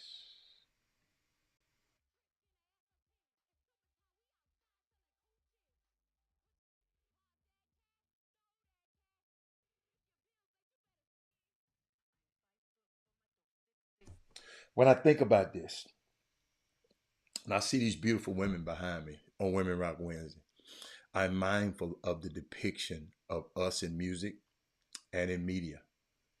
This is a form of media. That's why I watch the stuff that people try to put up and do, and I challenge it. I don't mind you doing it, but I'm gonna challenge it. It's but a very measured and a purpose. I think it's purposefully depiction of us. That's how they want the people to see us. The us that I live in every day, the Chop Shop, and the us I know, and this doesn't show up everywhere. We don't do that. You know, we got people. We starting to have we got shows like Abbott Elementary. It's starting to show up. We got the kind of stuff that's on this Chop Shop and stuff we got. It's starting to showing up in other places. It shows up in places. I think about Lovecraft Country, and the arts what the arts that's putting out there that shows us fully. We're more than an athlete. Like Idris Elba, he got this show called Hijack. I was watching a little bit of that last night. It's really, really, really good. When I'm watching him on this show, I see us, not them little girls who, not this, not this.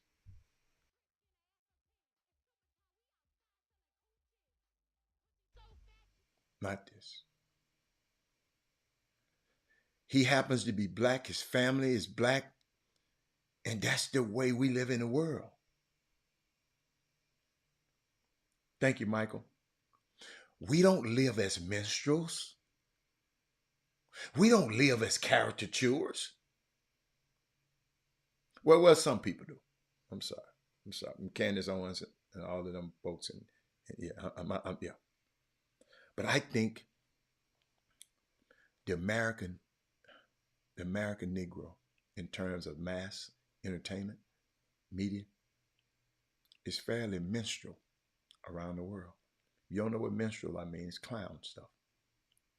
Go look up minstrel.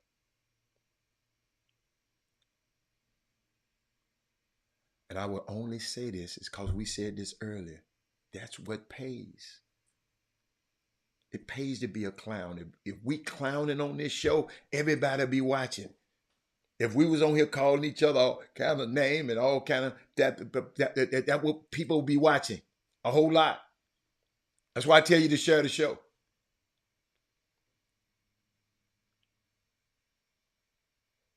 That menstrual stuff, I am not nobody's minstrel. But that's what pays them guys. We have to get off the teat of thinking that's the only way to get paid. Share the show, because there's some people finna get off the show now because I ain't talking nothing, I ain't talking nothing ignorant. I'm finna talk. Y'all watch it. It's like Pavlov. Look up Pavlov. You'll know what I'm talking about. If Pavlov tells you this is how you get money, you talk bad about women and you talk bad about men, calling us out of our names, and talk about drinking and smoking and everything is wet. You're sticking it here and you're sticking it there. And this is what this is what they think. That's getting capital to them. But if I'm a 12-year-old and I see this and I see this how people are making money, that this is what I have to do. I'm 12 years old. My mind is not fully formed. Barry, if you go, Barry, I'm 12 years old. I got to go get me some scissor and some screw. And do this, hit and kill people and drive around and shoot. And that's how I become wealthy. To have have a house and a car and drive these things, I got to have Cardi B as a wife. If that's how, that's been marketed towards the little 12-year-old. What opinions do he have? What?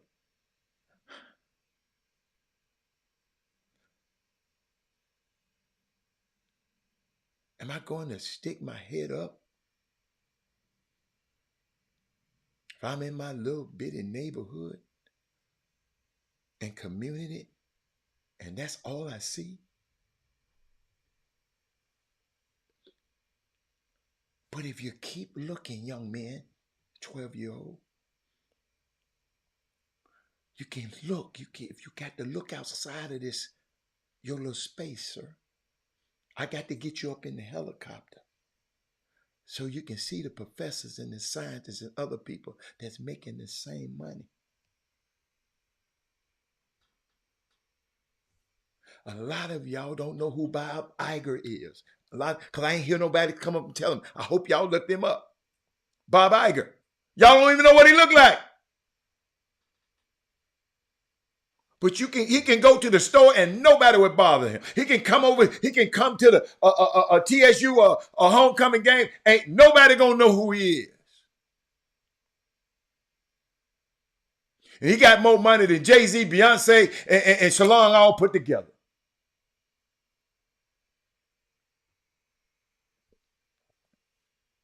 Most of y'all don't know what he even looked like. Bob Iger, I-G-E-R. Look him up.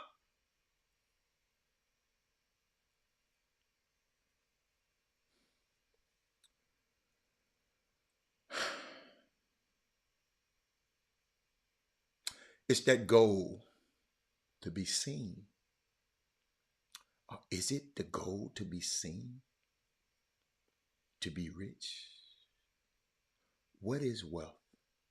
Really? When one of the richest men in the world live in the same home for the last 60 years. And I'm talking about a man from Omaha, Nebraska, owns Berkshire Capital. He live in the same home in Nebraska that cost a minimum.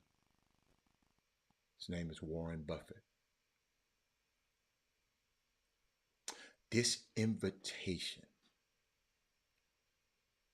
for everybody, when I tell you to come on the show and I tell you to share the show, this invitation for everybody to do just a little. Bring a brick. Bring this. This is the Carter G. Woodson model.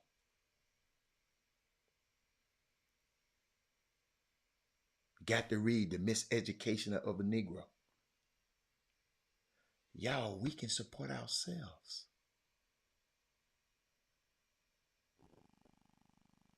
Kelton Solomon supposed to be rich because of us.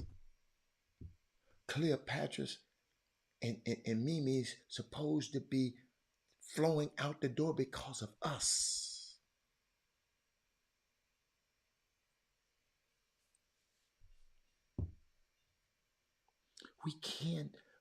We can support ourselves. This young lady named, got to tell this story. It's Women Rock Wednesday. She my Romany Rock. Young lady named Tiffany Aliche. She got a $50 million business now. She was a preschool teacher. I want to share this with y'all because it's so inspiring to me. She had a real good education. She went to predominantly white schools. She living in Newark, realizing that most of the children in the harshness of Newark, not the gentrified part of Newark, they never had the opportunity to have the same kind of education that she had. She made a concerted effort and a purpose to become a preschool teacher because she read where the early formation of words and reading would steer the trajectory of a child's life. So she wanted to teach 4-year-olds how to read. Her commitment was every 4-year-old in her class would know how to read by the time they got out. She said, I don't know what they did. I don't know what they will experience in the first and second and third grade. But I know at least if they run into the same bad, sorry ass teachers, this her talking. I just added some more words. They didn't, that don't see them. You know, a lot of these teachers don't see our kids or what have you. They would have the tools themselves. Now check this out now. And I thought about the purposefulness of becoming a preschool teacher, which is something that most of us don't want to be. I ain't never heard nobody say I want to be a preschool teacher. No, I want to be a science teacher in high school. Y'all better hear me, educators, on this. I told y'all I need to share this show. I had something for you. But to be a preschool teacher has a particular impact on our community. And this woman made a conscious decision that, when the recession hit a few years back, she lost her job and she lost her home. Kevin Friedman. Guess what she did? She made a commitment to teach those children who she was teaching, teach their parents financial literacy. Particularly the mothers. Ain't this Women Rock Wednesday? Particularly the mothers. I told you I had something for you. Because she said, if you feed the mother, you feed the community. And you think I was going to let them take Women Rock Wednesday off the car, off the docket? Be at your mind. When you feed the moms, you feed the community. Everyone told her, girl, you ain't going to make no money doing that. People tell me today, why do you waste your time on the Chop Shop? Wasting my time. I'm enjoying myself. She said, I don't care about making money.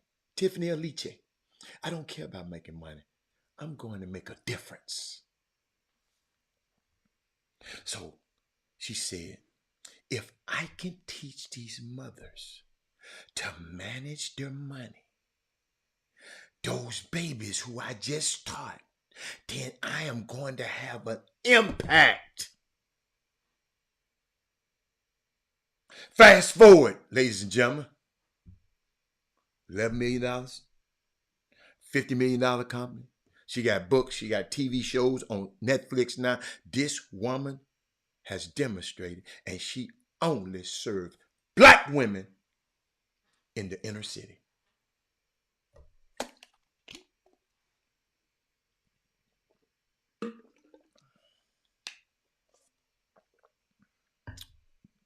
And anyone else that gets it, that's great. But that's not her core mission. She want to teach these black mothers. When I think about how, if you are purposeful about the things you do, the increase happens. I'm gonna repeat that because y'all in this greedy ass damn summer basketball and everybody trying to dog each dog. I got to beat him. I got to hit him. I got to read it back and forth, y'all, for these clowns.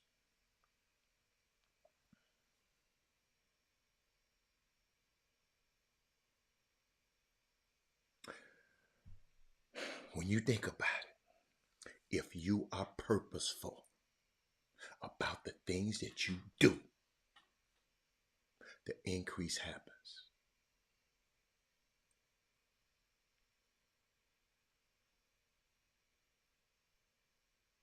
The core of that is so pure and it's so important.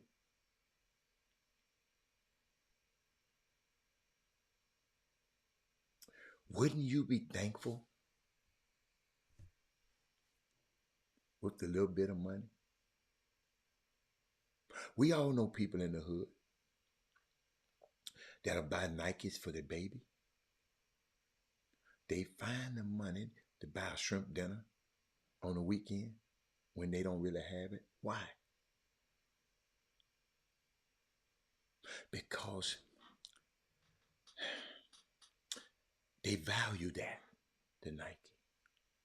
But now Tiffany is giving them something else to value. She just switched the price tag back. Hold up, y'all. I gotta give me some drink.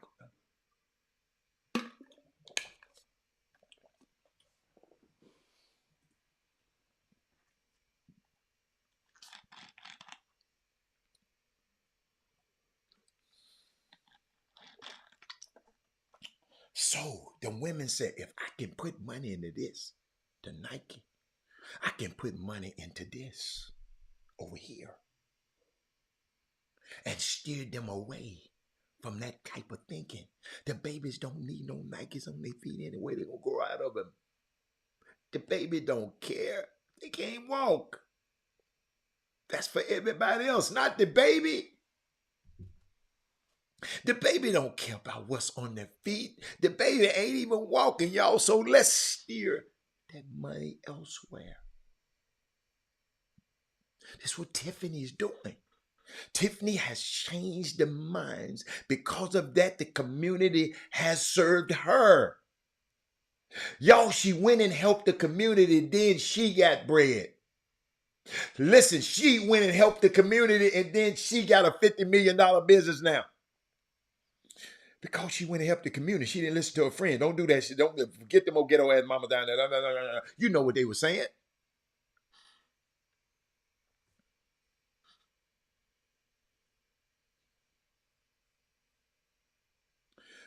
It's called the Budgetnista. That's her brand. It's a brand, and a brand that has substance behind it. Budgetnista. Branding isn't that difficult of a thing. The difficult thing is connecting a brand to something that's lasting with substance, that's going to be on a larger arc. You know, all these dudes talk about, this is my brand. That the brand ain't worth them. That little old girl, hold up. Let me show you something. I bet she thinks she got a brand.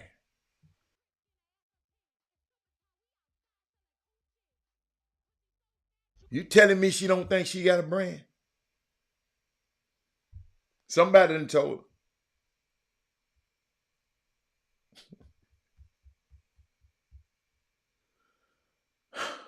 How I finish this? We are in a society where value is quantified by money.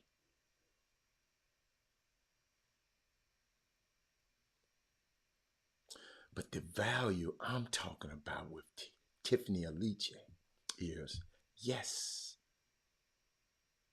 those of us who are, who are oriented in a way that, with a point of entry, but once you get in there, they realize, yes, the money towards something else, though. You get in and build her money. She's putting all her money back in the business. I don't think capitalism can be reformed, y'all. I'm just telling you. I'm a capitalist, but I don't think the system can be reformed. And ultimately, it's going to consume itself.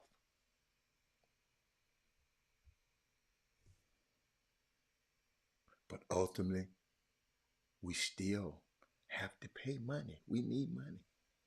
We have to pay our light bill. We have to meet our payrolls. So we need that marker until we get something else. I understand.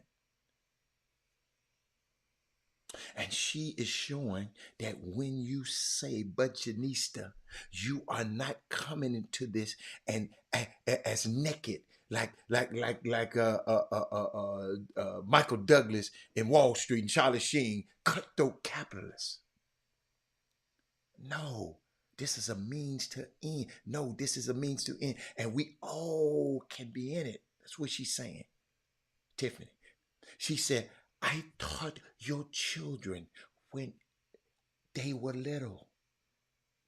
So I am doing this and not doing this so I can get out here and do all of this and beat each other for the last dollar. This how Tiffany's saying about that. I heard an interview about her.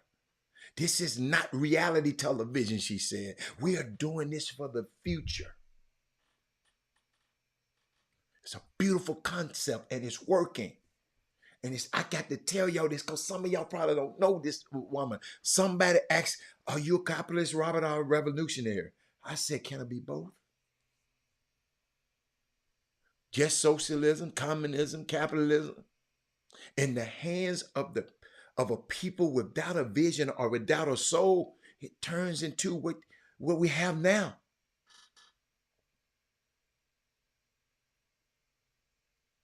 When I think of Robert Reed Church as a capitalist, but he gave money for J.B. Stratford and all them people to go to Oklahoma to start Greenwood in Tulsa, Oklahoma. He gave money to what's my girl name? Not Fannie Lou Hamer, Ella Baker.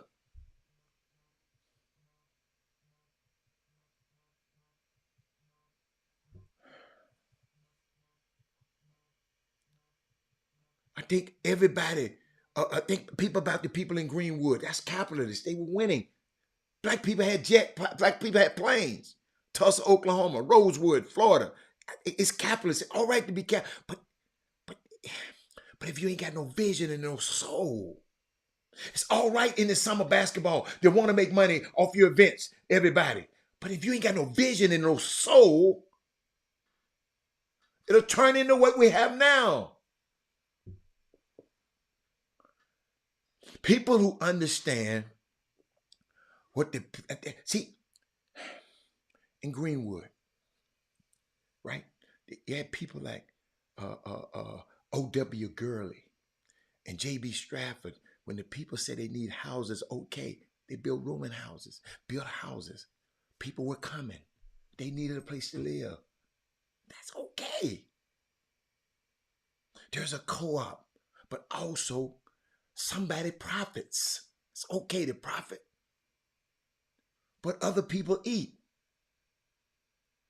Capitalism works when the money flows. If you have more than someone has less, because the universe has enough, y'all. So if you have an abundance, if you got all the land, that means somebody don't have no land, right? Do you need to have all the land? Do you need all the money?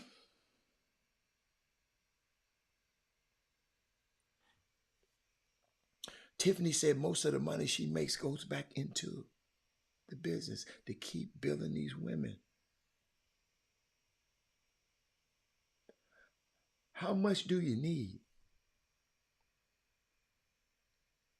Can it work? If you take enough for yourself and then build for others, and then they build for themselves and they build for others. When I think about the begots in the Bible, he begot him. He begot him. I ain't gonna lie. When I get to read, there's too many damn begots. I think about Coach Leah, how she helped Chris Walker to get the radio show. Chris reached out to Jim and I. Now we have something that to help bring people into this space. This is the way it should be. We're shining examples of it. It's something that we have a difficult time grappling with when we think about the ways of knowing. When you know the capitalist system are built as part of a culture of scarcity. So the idea there isn't enough. Every action, y'all, has a reaction. Capitalism can't displace the laws of the universe, though. The laws of reality.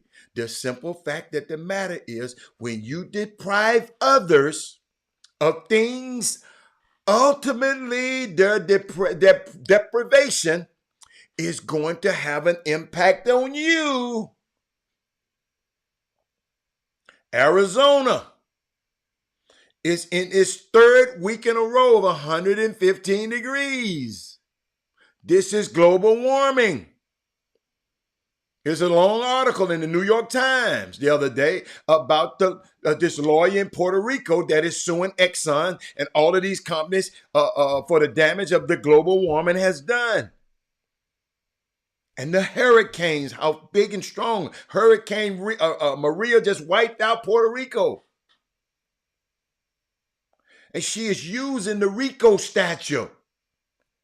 And the cause, as of now, this case has not been dismissed yet. The whole idea of every action, there's a reaction. Capitalism is destroying the species, harming the planet, in part because of greed. People are not sharing. Now, I ain't talking about these foundations and Warren Buffett did give this, and I saw that Dr. Bro, the president of Bowie State, the first woman president of Bowie State, passed the $50 million fundraising mark 2 years ahead of schedule, part because of some of the money that Mackenzie Scott gave her, donated. She got the money from her husband, Jeff Bezos. Listen to me, ladies and gentlemen. Philanthropists are not going to save us. Warren Buffett can't save us by giving his money away. Capitalism is a problem. We live in a capitalistic society, so therein lies the contradiction. It's a problem, and we live in this society. That's a contradiction. We have to live so we take the resources we have and apply them to a different way of knowing. Wouldn't you rather have an ecosystem in an environment where we can all support each other? There are people who like nice things, and I like nice things, and we should have what we want to enjoy. But somebody shouldn't be homeless. Because ultimately, if enough people are homeless, you're going to see what's happening in Kenya. I don't know if y'all read, right now in Kenya, they're in the streets. People have been killed. They are mad at the president because the fuel prices are going up. The food prices has gone up. And they are literally hundreds and thousands of people in the streets of Kenya right now. They ain't talking about it. And a lot of the people at the top are driving nice cars and enjoying themselves and enjoying and other people they outside in the street. Listen to me, y'all. If you put enough people outside, at some point they coming in and getting your damn houses and your cars. Everyone is looking for a savior. When a savior is in the mirror, the savior is yourself on some level and demanding certain things around you. Summer basketball community, demanding certain things of the people around you. Summer basketball community. These sorry ass coaches, these sorry ass teams, we got to demand more out of them. We can't let them keep doing our kids bad. Some of y'all need to prune your lives of people that are training you. And some of you drains, you need to ask your damn self, why am I draining? Why am I being a drain in a situation? What am I bringing to this? When I ask people to bring, I'm 7 minutes over. When I ask people to bring a brick,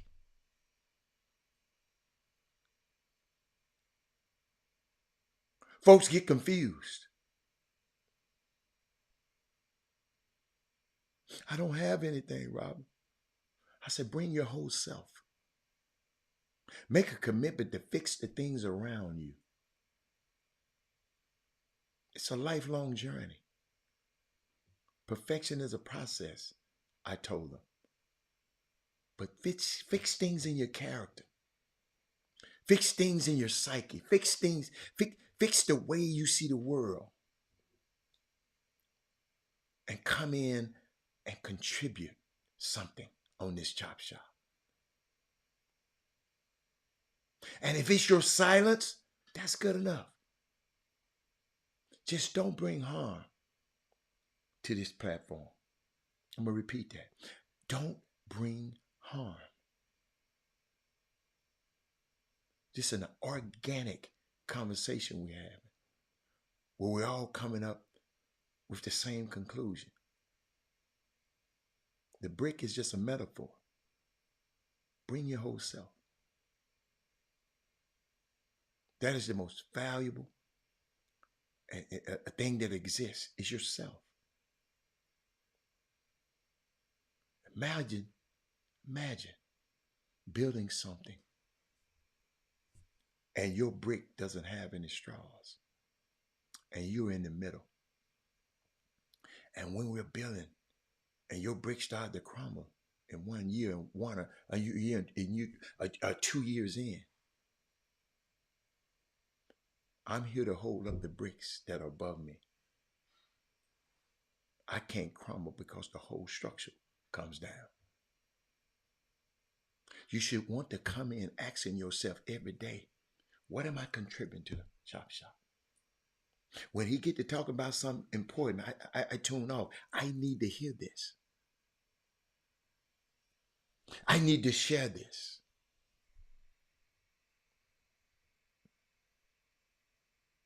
If you can't contribute nothing right now, it's okay. Just sit and get stronger. Make sure you have enough straw in your brick. As I'm processing today, I was thinking about people who say, Robert, you should have 1 million people looking at this show, following you. And I'm like, the kind of work that we're doing on this show may not show up for 10, 30 to 20 years. It's like an oak tree. See, you are expecting it to produce fruit and acorns and shades and shade and firewood overnight. We also have the momentum of patience. to know that things take time to root. I know that. See, I recognize the 400-year assault on our psyche and our memory and our ancient morality. It's going to take longer than the 6 or 7 years we've been doing this. This isn't something that did. This was something that didn't even exist 7 years ago. The Chop Shop and the Boom Room Room. It means something.